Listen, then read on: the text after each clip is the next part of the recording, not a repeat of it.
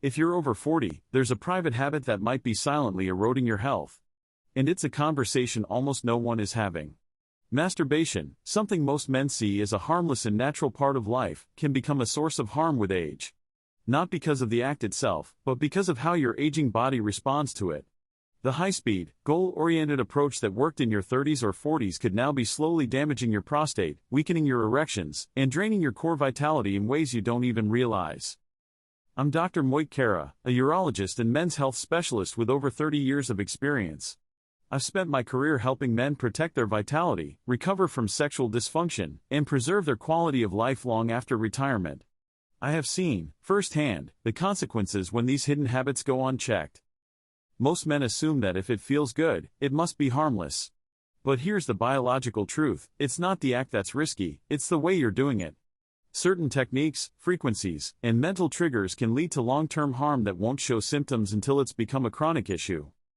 In this guide, I'll reveal the 5 most dangerous masturbation mistakes men over 60 make and, more importantly, how to shift your approach toward one that builds health instead of depleting it.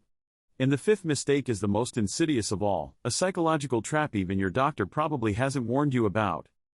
Before we begin, if you're serious about protecting your health and staying strong after 60, make sure to subscribe and turn on notifications so you never miss critical advice made for men like you.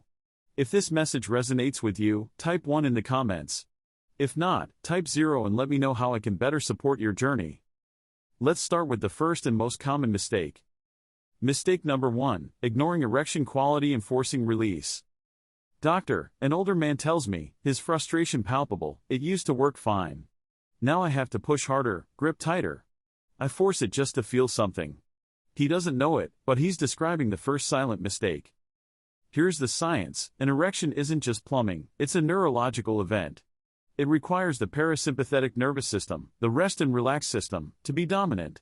This allows blood vessels to relax and open, flooding the penile tissues with blood. When you're forcing it, rushing, or feeling anxious, you activate the sympathetic nervous system, the fight or flight system. This system constricts blood vessels, making a full, strong erection physiologically impossible. By trying to masturbate with a partial erection, you are essentially fighting your own body. This strain can cause micro-tears in penile tissue, irritate the urethra, and create chronic tension in the pelvic floor. Worse yet, it puts unnecessary pressure on the prostate, which becomes more sensitive with age. The damage is slow and cumulative. You don't bleed or bruise, you just slowly start to feel less arousal, less sensation, less confidence. The insightful shift: instead of forcing, learn to invite. Before you even begin, take 5 deep, slow belly breaths. This simple act starts to shift you into the parasympathetic state. Treat your body not as a machine to be fixed, but as a part of you to understand. Focus on sensation across your entire body, not just the goal of release. When you stop pushing and start listening, you allow your body's natural wisdom to return. Mistake number 2, using pornography as the only stimulus. Doctor, a 67-year-old patient confessed, I don't feel anything anymore unless I'm watching something online. And even then, it's not like it used to be. This is the sound of neural desensitization. High-speed, high-intensity pornography overstimulates the brain's reward centers, creating a massive dopamine flood that real-life intimacy can't compete with. Over time, your brain's dopamine receptors downregulate. It's like listening to music with the volume on max all the time. Eventually, normal volume sounds like a whisper. What used to bring you pleasure now feels dull. This isn't a moral issue, it's a biological one. Your brain's neuroplasticity works both ways. It can learn dependency on extreme visual cues, but it can also be retrained. This habit doesn't just make it harder to respond to a partner, it erodes your own inner world of fantasy, memory, and emotion, which are crucial for healthy arousal as you age. The insightful shift: begin a sensory reset. Commit to a week, or even just 3 days, without any visual pornography. Instead, use your mind. Recall a fond memory. Read an erotic story. Focus on the feeling of touch itself. Initially, it may feel difficult, like your mind is blank. But stick with it. You are reawakening dormant neural pathways. You'll be amazed at how much life returns when you stop outsourcing your imagination. Mistake number 3, masturbating too frequently for your energy levels. A 71-year-old patient, though in decent health, was constantly tired. Is it possible I'm doing it too often? He asked. He was masturbating almost daily, thinking it helped him relax. In truth, it was silently draining his life force. In your youth, your body's recovery systems were robust. After 60, your hormonal recovery slows, and your nervous system takes longer to reset. Semen, from both a Western and Eastern medical perspective, is considered a bioessence, rich in nutrients, proteins, and minerals. Frequent ejaculation forces your body to constantly replenish this essence, drawing from your deep energy reserves. When you masturbate out of boredom, stress, or habit, rather than genuine, abundant arousal, you are essentially spending energy you don't have.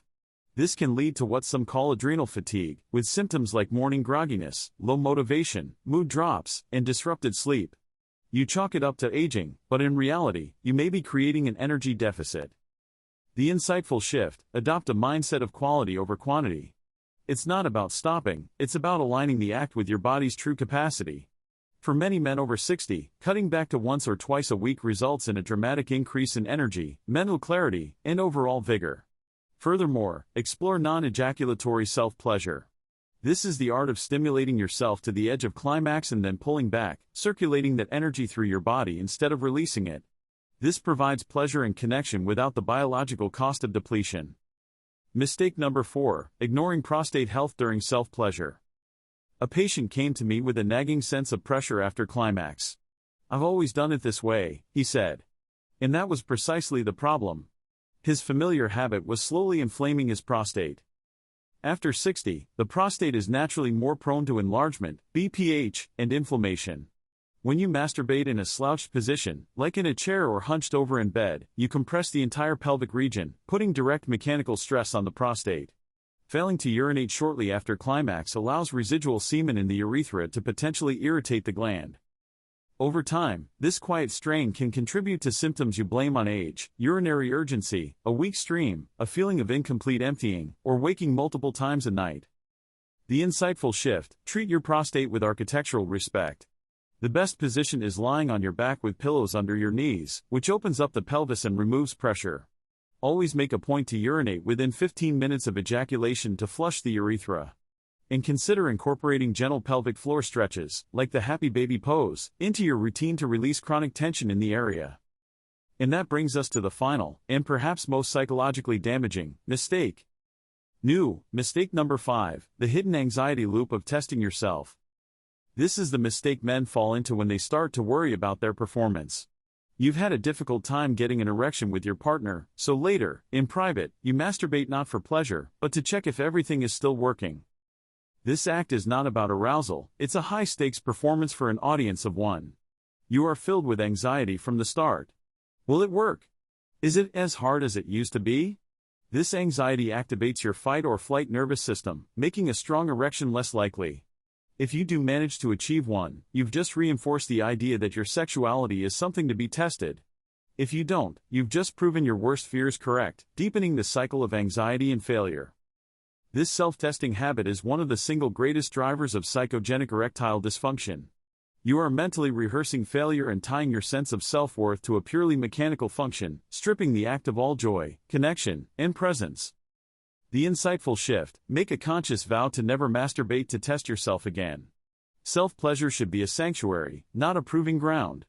If you feel the urge to check, stop. Instead, do something that connects you to your body in a non-sexual, pleasurable way. Take a warm bath.